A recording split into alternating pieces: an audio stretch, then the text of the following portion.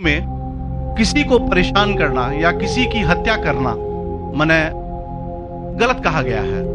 ये मजहब इसकी इजाजत नहीं देता। और जहां तक इस्लाम से मेरा ताल्लुक है और इस्लाम की मुझे जो तालीम है और जानकारी है, उनके अनुसार बेगुनाहों का कत्ल इस्लाम में भी वर्जित है। इस्लाम कहीं भी किसी भी सूरत में बेगुनाहों को कत्ल करने की इजाजत नहीं देता। अगर आप मेरे सवाल का बखूबी और मेरे जहन में जचने वाला सवाल है ये जवाब दे दें तो मैं भी आपका मुरीद बन जाऊंगा। यूं तो मुरीद हुई ही, लेकिन फिर मुरीद बन जाऊंगा कि इंसानों को सबसे ऊंची श्रेणी में रखा गया है जहां तक मैं जानता हूं। और मैं जब करीब अपने कई मुसलमान इंटेलेक्चुअल्स दोस्तों से सवाल करता हूं कि सब कुछ मिलता है मगर आप बलि क्यों देते हैं, आप वध क्यों करते हैं, तो उन्होंने कहा कि ये चीजें मुसलमानों को इस्तेमाल के लिए दी गई है। मैं इस पे क्लियरिफिकेशन चाहूंगा डॉक्टर साहब का, आपका क्लियरिफिकेशन चाहूंगा। मैं इस सवाल का जवाब चाहूंगा आपसे। वालेकुम अस्सलाम भाई साहब, आप पे सलामती हो।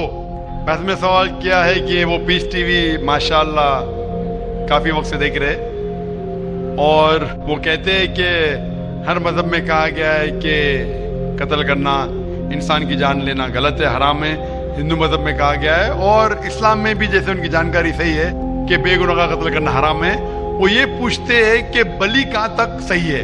बलि का मतलब मैं आपसे पूछना चाहता हूँ कि आप ये पूछना चाहते, मतलब जैसे हम लोग कुर्बानी के टाइम में, मेरा यही सवाल है, जाती सवाल यही है मेरा। अगर इस सवाल का जवाब देंगे तो मैं तो आपका मुरीद हूँ, लेकिन फिर से और पक्का मुरीद बन जाऊंगा। भाई साहब ने कहा कि आप लोग कुर्बानी क्यों देते हैं, और ये कुर्बानी का जो सवाल है कि हम ईद उल जुहा बकरी ईद में कुर्बानी क्यों देते हैं। कुरान मजीद में अल्लाह ताला फरमाते हैं सूरह हज में सूरह नंबर 22 में कि ना ही गोश्त ना ही खून अल्लाह को जाता है। अल्लाह को ना खून की जरूरत ना गोश्त की जरूरत। ये कुर्बानी के वक्त अल्लाह को खून नहीं जाता ना गोश्त जाता है। लेकिन तकवा, आपकी पायटी, आपकी परहेजगारी अल्लाह को पसंद है। आप अगर देखेंगे कि ईद उल जुहा के बारे में क्यों हम कुर्बानी करते हैं, और वाकया जानेंगे इब्राहिम अलैहिस्सलाम का, कि इब्राहिम अलैहिस्सलाम को अल्लाह सुब्हानहू व तआला ने, उस वक्त बुत परस्ती बहुत आम थी, बुत परस्ती बहुत आम थी, और कुर्बानी इंसानों की बहुत आम थी। और हिंदुस्तान में भी आम है, आज भी हिंदुस्तान में कई दिगर मज़ाहिब में लड़कियों की कुर्बानी दी जाती है, बच्चों की बलि दी जाती है। क्या आप छोटे बच्चे का कत्ल करो, औरत का कत्ल करो, बलि दे जाओ और भगवान खुश हो जाएंगे। कई जगह अल्हम्दुलिल्लाह मुसलमान में नहीं है। तो उस वक्त इब्राहिम अलैहिस्सलाम को अल्लाह ने पूछा कि आपको सबसे ज्यादा अजीज इस दुनिया में क्या चीज है, तो उन्होंने कहा कि मेरा बेटा। तो उन्होंने पूछा कि आप अपने बेटे की कुर्बानी दे सकते, अपने पैगंबर इब्राहिम अलैहिस्सलाम से बेटी कुर्बानी दे सकते। तो वो चौंक गए, और अल्लाह के पैगंबर थे। उन्होंने आके बेटे से कहा, बेटे ने कहा बेशक अल्लाह के लिए आप मेरी कुर्बानी दे सकते, आप अपने हाथ पे पट्टी मारना। जैसा अल्लाह ताला फरमाते, इस दुनिया में अल्लाह ताला हमारा इम्तिहान ले रहे, तो अल्लाह ताला इम्तिहान ले रहे अपने पैगंबर इब्राहिम अलैहिस्सलाम का। अल्लाह ताला ये भी जानते कि इब्राहिम अलैहिस्सलाम जवाब क्या देंगे। तो इब्राहिम अलैहिस्सलाम अपने हाथ पे पट्टी मारते, और जिस तरीके से हुक्म आता है अपने बेटे की कुर्बानी देने जाते, उस वक्त ही एक भेड़, गोट या शीप आ जाता है और उस शीप की कुर्बानी हो जाती है। तो उस चीज को याद रखने के लिए आज भी मुसलमान बकरीद के टाइम पे, ईद उल जुहा के वक्त जानवर की कुर्बानी देते हैं। ये याद दिलाने के लिए हमें, क्योंकि ये अल्लाह सुब्हानहू व तआला की तरफ से अपने आखिरी पैगंबर मोहम्मद सल्लल्लाहु अलैहि वसल्लम ने कहा, उसकी बात मानते। लेकिन अगर मैं सोचूं दिमाग से क्यों, तो ये सोच सकता हूं कि ये हमें याद दिलाने के लिए क्या अल्लाह को इंसान की कुर्बानी की जरूरत नहीं, इंसान की जान लेने की जरूरत नहीं। तो जो आज दुनिया भर में आज भी हो रहा है कि बच्चों को कत्ल किया जा रहा है, औरतों का कत्ल किया जा रहा है, बलि पे चढ़ाया जा रहा है, ये बिल्कुल गलत है। और दोनों में आप देखेंगे फर्क। अगर कोई दूसरे मजहब में, या हिंदू मजहब लो या दिगर मजहब लो, اگر کوئی جانور کی بلی چڑھائی جاتی ہے تو ادھر ہی رکھ دیا جاتا ہے اور اکثر وہ فضول ہو جاتا ہے. ہو سکتا ہے کبھی کوئی چپکے سے آگے کھا لے. اسلام میں جب قربانی دی جاتی ہے عید الاضحیٰ کے ٹائم پہ، سب سے پہلے جو میں کہہ رہا ہوں کہ میری منطق یہ سمجھ سکتی ہے کہ ہمیں یہ یاد دلا رہے کہ انسانوں کی بلی چڑھانا حرام ہے. اور جب ہم یاد دلاتے اور جب بکرا کاٹتے یا جو بھی کاٹتے جانور، اس وقت جب ہم کاٹتے ہم اللہ کا نام لے کے کاٹتے، اور جو بھی جانور کی قربانی دیتے اس کے 3 حصے کر سکتے. ایک حصہ ہم خود رکھ سکتے، خود کے استعمال میں لا سکتے، ایک حصہ. دوسرا حصہ ہمیں ہمارے رشتہ دار میں بانٹنا چاہیے، اور تیسرا حصہ غریبوں میں بانٹنا چاہیے. جب قربانی دے رہے ہم اس جانور کا استعمال کر رہے ہیں. جانور کھانا الاؤڈ ہے کیا نہیں وہ ایک الگ بحث ہے، جس کے اوپر آپ پوچھے تو وہ جواب الگ ہے کہ جانور کھانا صحیح ہے کیا غلط ہے، وہ ایک الگ ڈیبیٹ ہے جو ابھی نہیں. اگر آپ پوچھنا چاہیں تو اگلا سوال پوچھ سکتے ہیں. ایک تیسرا حصہ ہم استعمال کر رہے ہیں، ایک تیسرا حصہ ہم دوستوں میں بانٹ رہے ہیں ہمارے رشتہ دار میں، اور تیسرا حصہ ہم غریبوں میں بانٹتے. تو ان میں غریبوں کا فائدہ ہو رہا ہے، نہ فضول خرچی ہو رہی ہے، اور یاد دلایا جاتا ہے کہ انسانوں کا قتل کرنا غلط ہے. تو یہ اچھی چیز ہے.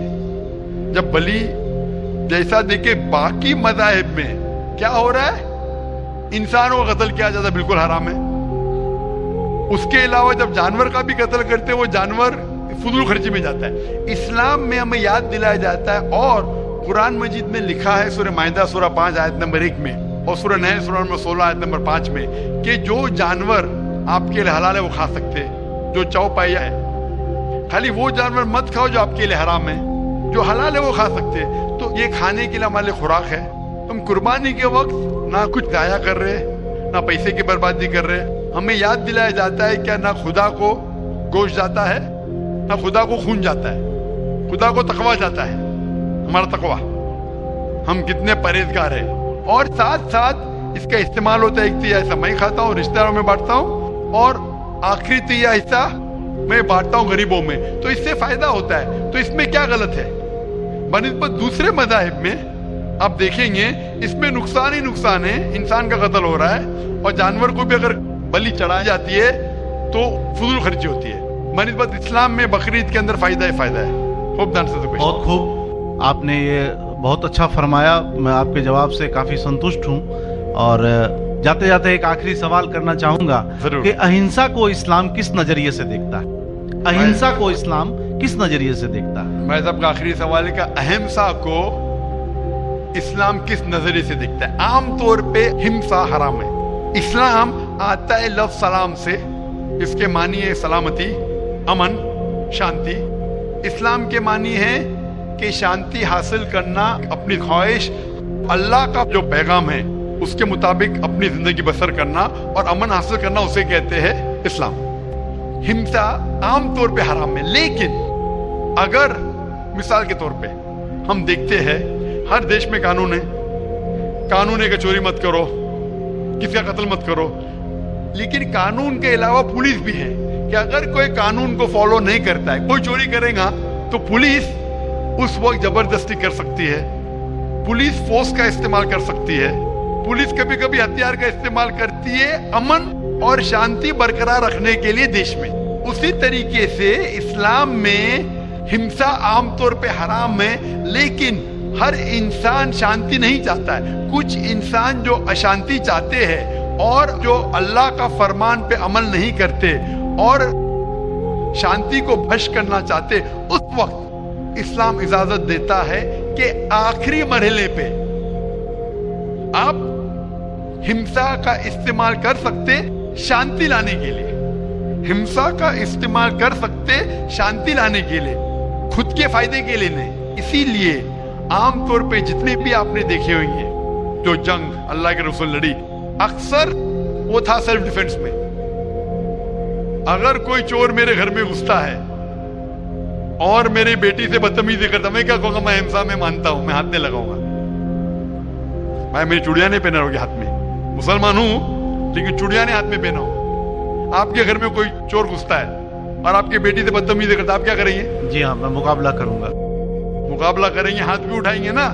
اس طریقے سے ہمسا کا استعمال आखिरी मरहले पे अगर दूसरा कोई चारा नहीं है तो इस्तेमाल किया जा सकता है हक के लिए, ना हक के लिए नहीं। दूसरे को तकलीफ पहुंचाने के लिए गलत है, दूसरे का माल हड़प करने के लिए हराम है, लेकिन खुद के बचाव के लिए या अमन हासिल करने के लिए हिंसा का इस्तेमाल किया जा सकता है। लेकिन असल में इस्लाम आता है लफ्ज सलाम से, जिसके मानी है सलामती, अमन, ताकि दुनिया में सलामती पहुंचे। बहुत खूब, बहुत अच्छा लगा आपको सुन के। फिर एक बार मैं अब तहे दिल से आपका शुक्रिया अदा करना चाहता हूँ कि आप खुदा हाफिज। एक खुदा में मानते? मैं एकदम एक खुदा को नहीं, मैं अपने अंदर में बैठे ब्रह्म को मानता हूँ। मेरी अपनी अलग सोच है। मैं किसी मंदिर में नहीं जाता हूँ, ये बात नहीं है, जाता हूँ, लेकिन मेरी अपने अंदर की आवाज है कि इंसानों की खिदमत करो, इंसानों की इज्जत करो और भटके हुए को राह दिखाओ। मेरा भी यही है। और मैं किसी इंसान में, हिंदू हो चाहे मुसलमान, मैं इस खुले मन से आगाज करता हूँ। मैं किसी से भी भेदभाव न आज तक किया है, न कभी जिंदगी में करूंगा। मेरे लिए इंसान जो पैदा किया है वो ऊपर वाले ने, वो सभी एक है और एक से आपने फरमाया कि इंसान की खिदमत करना चाहिए, इंसान की मदद करना चाहिए। लेकिन मैं ये पूछना चाहता हूँ कि आप एक खुदा में मानते हैं? आपने कहा, मैं ये पूछना चाहता हूँ, आपने तकरीर सुनी मेरी पीस टीवी पे, आप मानते हैं कि मोहम्मद सल्लल्लाहु अलैहि वसल्लम आखिरी पैगंबर है? नहीं, मैं इस बहस में नहीं पढ़ना चाहता, मैं इस बहस में नहीं पढ़ना चाहता, लेकिन मैं इतना जानता हूं कि हमारा खुदा एक है और एक ही ताकत है जो पूरे सभी संसार को, पूरे यूनिवर्स को, पूरी बात तो बहुत कहने की है, लेकिन ये समय और वक्त का तकाजा है। बिल्कुल, समय का तकाजा होने की वजह से मैं आखिरी चीज कहूंगा आपसे भाई साहब कि आपने पीस टीवी पे इतने तकरीर सुने, आप कहते हैं कि भगवान है, कि मैं उसमें मानता हूँ, लेकिन यही भगवान ने, चाहे बाइबल में हो, चाहे वेद में हो, चाहे कुरान में हो, सारी धार्मिक किताबों में कहा गया है कि आखिरी आने वाले पैगंबर मोहम्मद सल्लल्लाहु अलैहि वसल्लम में, और उसमें मानना चाहिए। तो मेरी आपसे ये दरखास्त है कि आप इतने अच्छे इंसान हैं माशाल्लाह, एक आखिरी मेरी ख्वाहिश है कि आप इंशाल्लाह इस पे तहकीक करो, और ये जब आप एक भगवान में मानते हैं, दूसरे इंसानों को तकलीफ नहीं देना चाहते, तो भगवान ये भी कहते हैं कि आखिरी पैगंबर कौन है, उस पर तहकीक करो, इंशाल्लाह आप मुकम्मल अच्छे इंसान बनेंगे।